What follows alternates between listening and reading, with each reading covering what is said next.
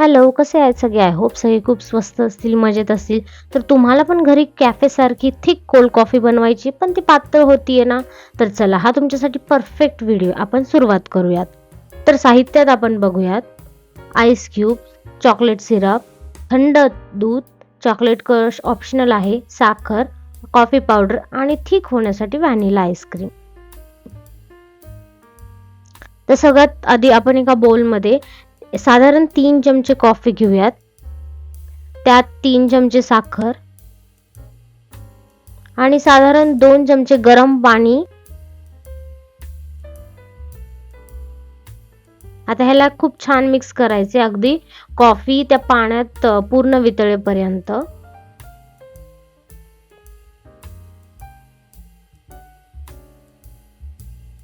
आता blender जारमध्ये ice cube टाकायचे आहेत. आपलं जे कॉफी मिक्स आपण तयार केले ते टाकायचे.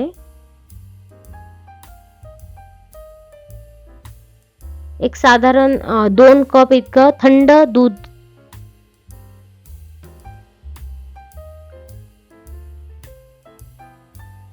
मी 2 चमचे चॉकलेट सिरप घेतले. तुम्ही तुमच्या चवीनुसार घेऊ शकता, कमी जास्त काही हरकत नाही.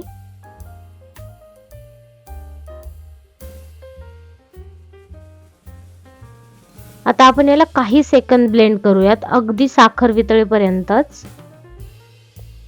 बघा, हे आताच याची कॉफी कशी एकदम फ्रॉथी दिसतीये ना?